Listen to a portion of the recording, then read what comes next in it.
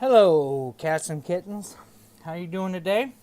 I hope you are doing well. I am fine, as always. Well, I came back for yet another sterling, all-star,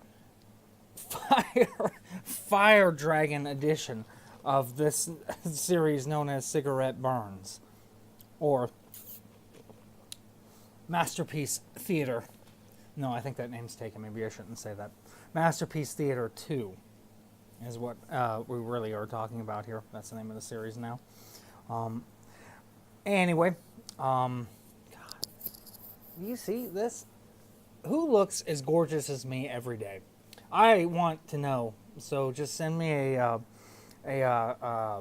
comment saying why you think I am the most gorgeous man that has ever existed. I could definitely be a wrestler. I know that. But I want to be like one of them, like Ric Flair or something like that. You know, go out in the Speedo and the full body and throw out slaps and insults to the audience. You know, maybe have some audience member try to rile me and I slap him right in the face. That would be fun. But regardless, we're back again for yet another edition. Again, what we're talking about is the greatest movies of all time. I'm going to talk about one that's in about the I think about the 400 canon, okay? Because I just talked about one that was in the 100, and I've talked about several that are in the 300 to 200 range. But I haven't talked about what goes further out, okay, into the 400, which is right on the tail end, okay? This would be in the low 400s, by the way. This is almost the 300, because I didn't want to get too far into the 400s, because then those are really subject to change, because those get pushed out pretty regularly. But this one will not. And depending on differences and things, it probably never will. And certainly for its genre, it is the best film of its genre. There is no doubt about that. There is only one exception to that, which is Legends of Drunken Master with Jackie Chan, which is probably in the same wheelhouse.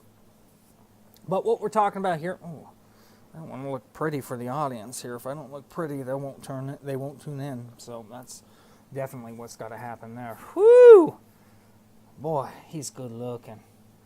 But what we're talking about today is Legends of the Dragon.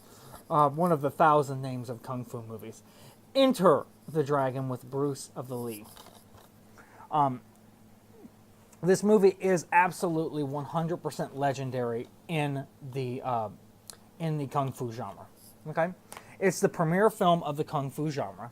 There is no doubt about that.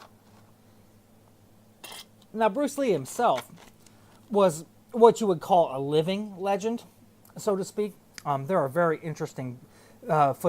very interesting footage of him playing ping pong with nunchucks. This is real footage. This is not doctored. He literally plays ping pong with nunchucks.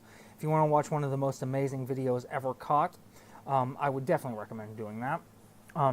Bruce Lee was also highly philosophical.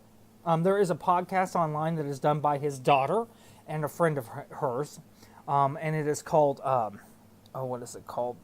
Oh, give me 1 second here, and I'm going to pull it up real quick, okay? Because I have it, because I do like to listen to it every now and again, okay? So, just give me one moment here.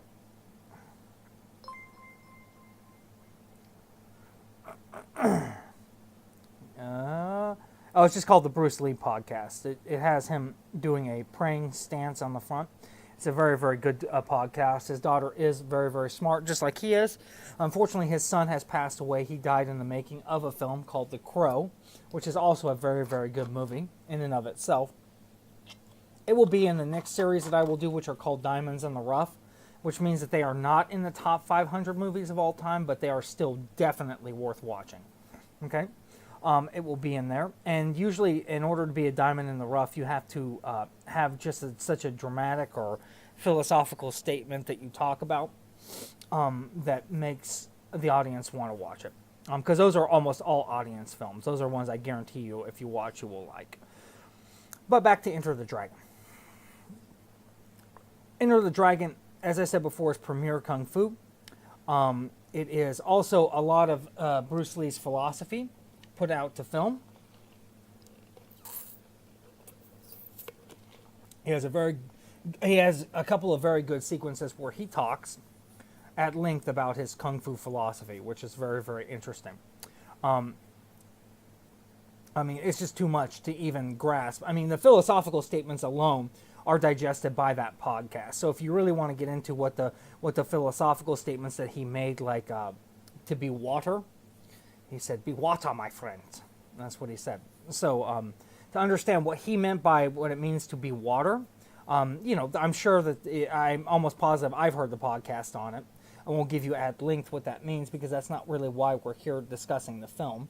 That's more of his philosophical statements, which are definitely Taoist and Zen Buddhist and a lot of Eastern philosophies kind of rolled up into one. There's also a physicality to his philosophy because he kept his mind and body atoned. He tragically died right after the making of this film, but this put him into legendary status after that. Okay, so there was no doubt in anyone's mind that he was a legendary kung fu master. All the sequences that are shot, that are the kung fu sequences, are done by him. He choreographed them, and they are absolutely amazing. Just absolutely amazing to watch.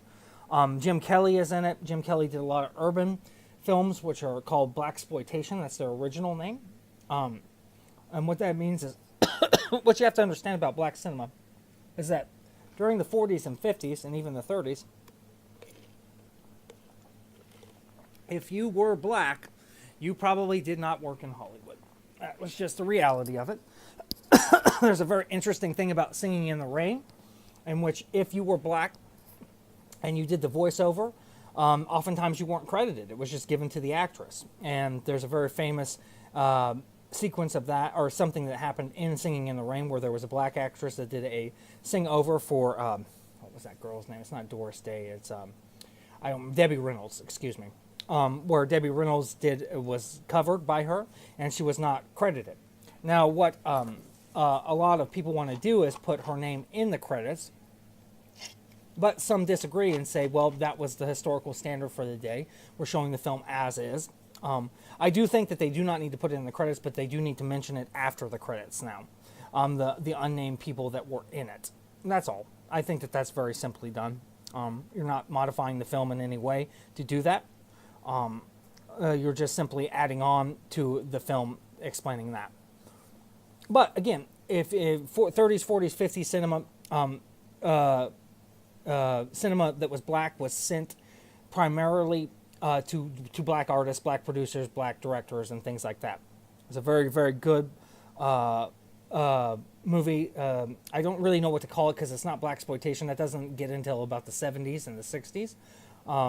Because then it was basically mostly action films like Superfly and some of Pam Grier's movies, whatever they are. I'm trying to think. Coffee and stuff like that. There's even a modern kind of blaxploitation movie called Proud Mary that just came out that was very, very, very good in the tradition of that. But again, in the 30s, 40s, and 50s, you just made films. Like, that was it.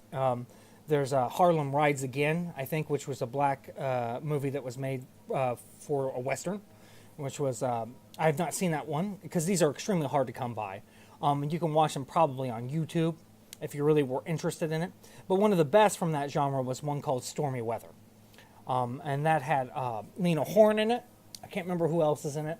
I've seen clips of it, and I've seen some of it, and it's a very, very good one. I highly recommend that if you're interested in seeing a subgenre of filmmaking that was quite good, but historically missed by most audience, then I would definitely watch a movie called Stormy Weather. There's a very, very, very, very good tap sequence in it by two brothers that literally, since the time they were 7, tap danced together. I think it might have even been 6. And they tap danced in this film. And it is absolutely one of the most amazing things you'll ever see in your entire life. It's a guarantee. Okay, so back to Jim Kelly, as I was talking about before. Jim Kelly did a lot of blaxploitation films like The Black Samson and things like that. A lot of these movies, when you talk about blaxploitation in the 70s, which is when Kung Fu really entered in, and Enter the Dragon most likely is the one that really kick-started that genre. You're talking about movies that usually just put the word black in front of it, like The Black Dracula, Black Frankenstein, whatever it may have been. That was how they distinguished themselves. These were mostly shown in theaters at midnight. These were mostly midnight movie screenings and things like that. They're entertaining films, to say the least. Some of the dialogue is poor. Some of it is not very interesting, but sometimes they have really, really good fight sequences and things like that. And it's all about attitude. When you watch Shaft now, I'm not talking about the modern Shafts. I'm talking about the older Shafts. You really see like this dynamic of costuming and portrayal of character and different things like that set them apart from most films. But again, with Enter the Dragon, you're talking specifically about a Bruce Lee film. This was his film. I've seen some clips and stuff on documentaries about this, and he made this specifically to be able to promote his philosophical values, and also to just make a really, really excellent kung fu movie. And it is, in every way. They go to an island that is ran by an evil person, and they have to get information, and blah, blah, blah. But there's a tournament sequence that takes place in there and all that kind of stuff. It's very, very cool. Very, very highly worth watching. If you've not seen it and you like kung fu, I don't know why you would not have seen it, because this is really the movie that defines kung fu, the kung fu genre. So again, if you're interested in going back in time and seeing how action films developed from the most earliest stages, this is one of the ones that really started it. The action movie sequence, because you have to understand, from the beginning of cinema up until about the early 70s, late 60s, there was no such thing as an action film. There just wasn't. There were action sequences, but there wasn't an action film. But this is one of the godfathers of the action film genre. And then other than that, you'd have to watch Charles Bronson films, because he was also one of the starts of the action genre.